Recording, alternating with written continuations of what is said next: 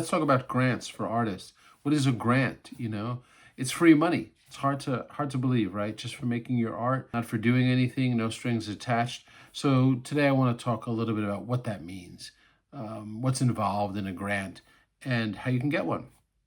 So there's a lot of grants out there, right? Wherever you are in the world, anywhere in Europe, anywhere in the world, Middle East, United States, Canada, all over the world, there are grants for artists.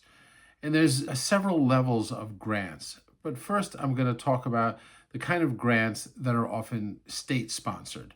That means if you're in the United States, for example, every state has a state council on the arts, and every state has often a city council on the arts. So, there's a California Council on the Arts, and there's also a Los Angeles Council on the Arts. The same goes with a lot of major cities in different states.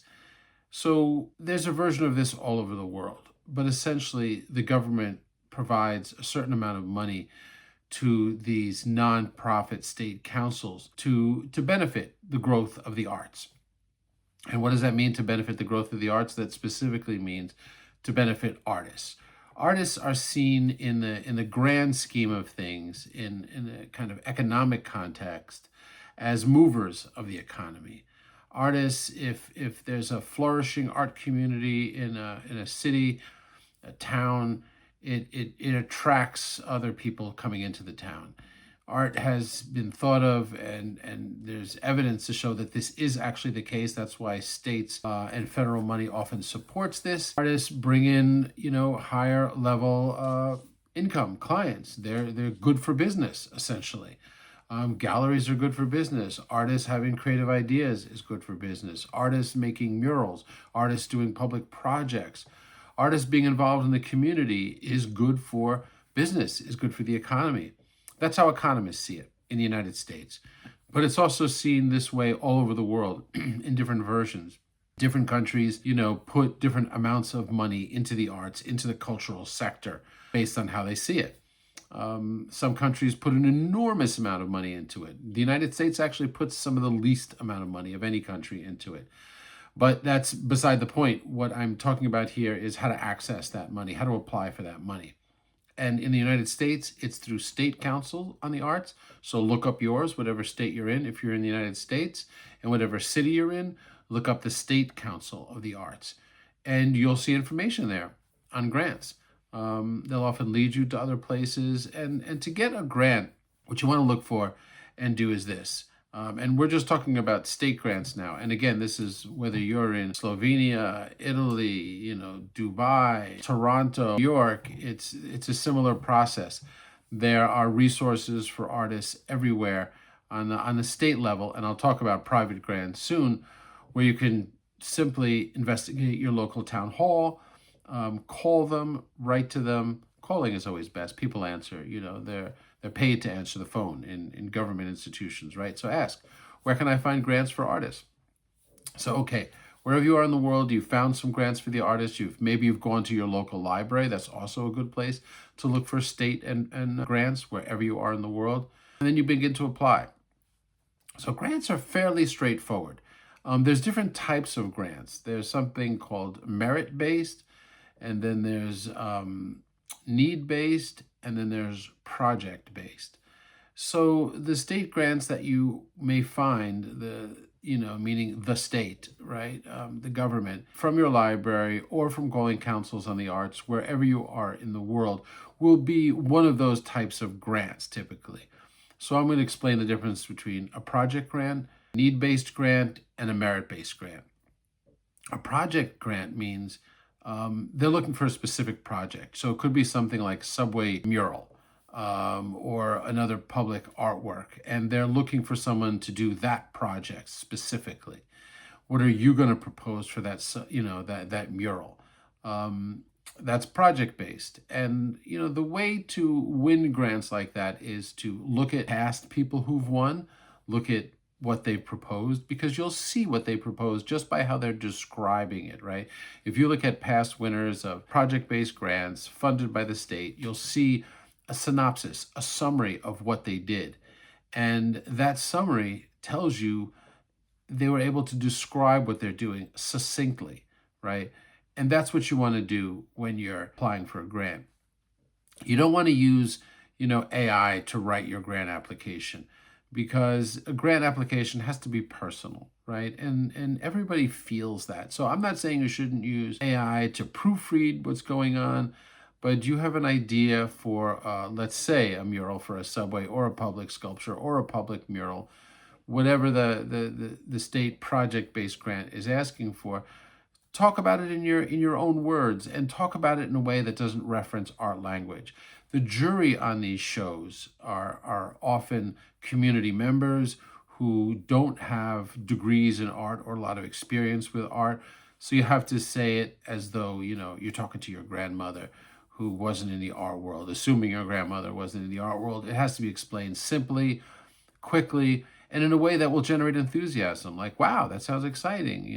They're going to do a mural about X, Y, and Z. So that's just project-based. Then there's also merit-based grants. A merit-based grant is a grant like the Guggenheim. There's other grants all over the world, which simply means you apply for the grant, and the grant can be, the Guggenheim is over $50,000. Oftentimes grants are enormous amounts of money. Not that 50,000 is that much, but it can be 100, it can be more, especially for public art. So we talked about project-based. That's murals, public art. You're applying to do a project, and other artists are applying for that too, and they're picking what they think is the best one. Merit-based, like the Guggenheim, like many others, are based just on your work. Do they like your work? They may have an application that you have to fill out about your ambitions or something like that. They all vary, but essentially they're giving you the grant just because they like your work. Again, the Guggenheim is one of those. There are many others all around the world, but I'm outlining the difference between project-based, merit-based, and finally need-based. Need-based grants are grants like the Pollock-Krasner grant. Pollock-Krasner grant happens to be an international grant. So you can look that up. It's, named after the artist Jackson Pollock and Lee Krasner. So just type in Pollock-Krasner grant and you will find their website. All grants, by the way, should be free to apply to. If they're not free, don't do it. All these things that cost money to apply to, that's a scam. Don't fall into it. It's very, very rare that anybody asks you for money. Even the Guggenheim, who's, again, giving out between $70,000 and $100,000, costs nothing to apply. So again, that's merit-based, just based on your work. The Pollock-Krasner is need-based. That means they're looking at your work. They want to like your work. You can apply anywhere. Anyone in the world can apply for a Pollock-Krasner grant. It's truly international. However, they do not. You can't apply with photography or digital work. It's essentially a painting and sculpture grant. If you're painting on your photographs, if you're doing painterly things, you could stretch that boundary a little bit. So don't worry about that. But that's possible.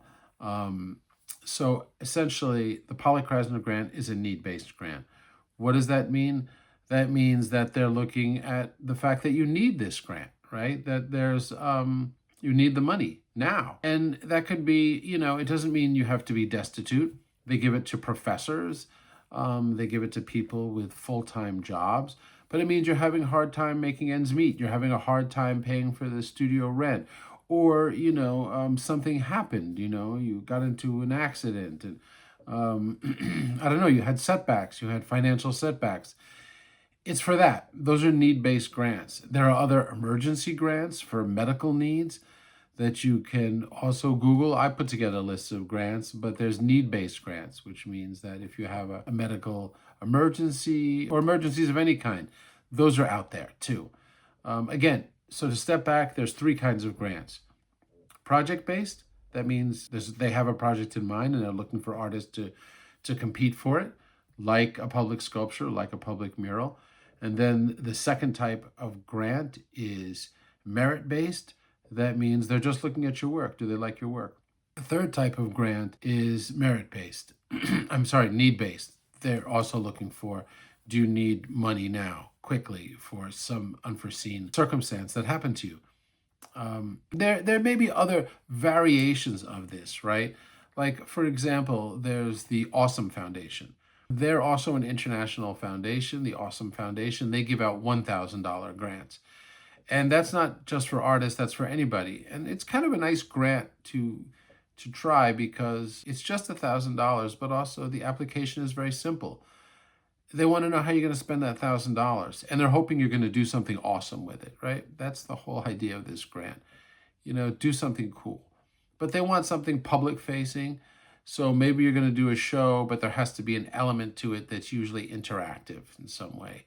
And that you can produce and have done for $1,000 and then show them what you've done, kind of thing. So that's kind of a hybrid, right? It's merit based, but it's also project based. There's a specific project that you're proposing. In any case, grants are free money. There's no strings attached. They often ask to see what you've done afterwards, but whether it's the Pollock-Krasner, totally international, the Guggenheim, which is largely US based, or the Awesome Foundation, which is also international, not everywhere, but in many places, and the many, many other grants that are out there. There's no strings attached. You win, they give you the money. That's it. There are artists that live almost entirely off grants. If you got focused on just applying for grants, you would win some. You would get better and better at writing them. And again, don't use ChatGPT or Claude or whatever you're using, Gemini, to write your grants, but they can help you. But you don't want it to sound like ChatGPT. ChatGPT, to me, and Claude and all the rest, even using your own voice and all this stuff, has a very cold kind of sound. And now, I'm sure as it progresses, people who read these will appreciate this in grammar, typos, because we know it's not AI, right? And it's tiring to read AI, I think.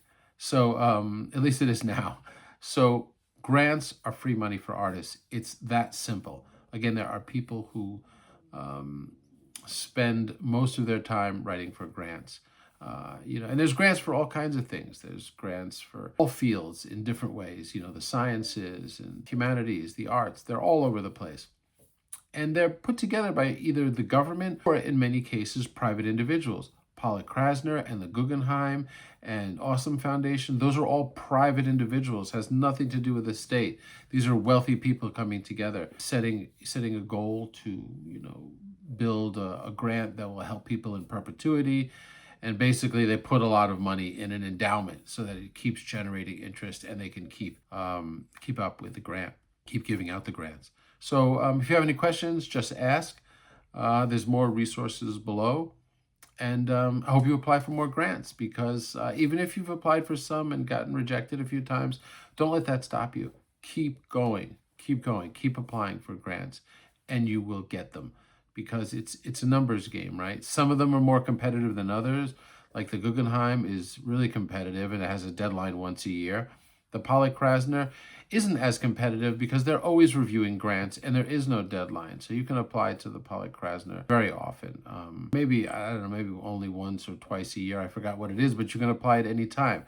They all have different rules. Just write clearly, authentically, write without using AI. Again, you can use AI to proofread, but even that, it's kind of attractive, I think, to see the human touch in writing, the human voice. So I wish you well. If you have any questions, just ask.